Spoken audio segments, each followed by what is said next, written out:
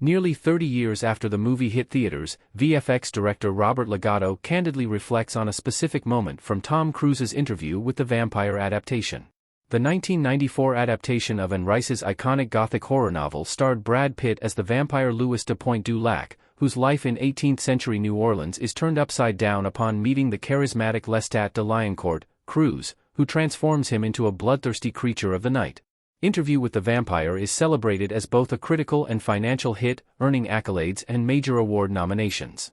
On Corridor Crew's latest installment of VFX Artists React to Bad and Great CGI, Legato broke down one of Interview with the Vampire's major scenes. Looking back on his first feature, the group looked back on the moment Louis took his revenge on the Paris vampire coven and Claudia's, Kirsten Dunst, demise. Legato was quick to admit he'd wished he'd tried different techniques, from highlighting a poor CGI burning skeleton, to how he executed a mid-sequence lighting change. How do Interview with the Vampire's movie VFX compare to the TV series? Lestat, Tom Cruise, grasping his arm next to a chandelier with lit candles in Interview with the Vampire. Under the leadership of visual effects legend Stan Winston, Legato, and other VFX artists set out to bring Interview with the Vampire to the big screen, uniting to create both key set pieces and the smaller, more detail-heavy effects on the film's living dead cast themselves. From extreme techniques to capture individual veins to a blend of miniatures and models for property destruction and gruesome demise. Despite these practical elements, digital VFX was carefully incorporated to enhance moments both personal and grandiose, such as the careful additions of blood spilling and roaring fires that Legato mentioned above.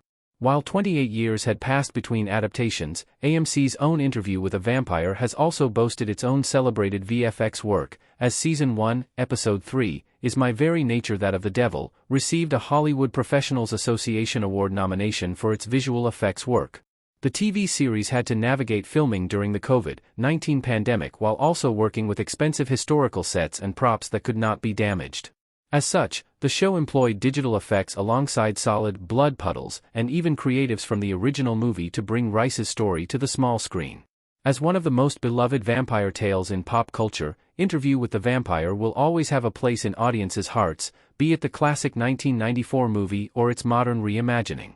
With the movie having received such acclaim at the time, it may be surprising to hear Legato speak so critically of his work. However, with Legato offering an honest reflection on one of his earliest jobs, many may wonder how he would handle the movie differently with his greater experience and newer technology.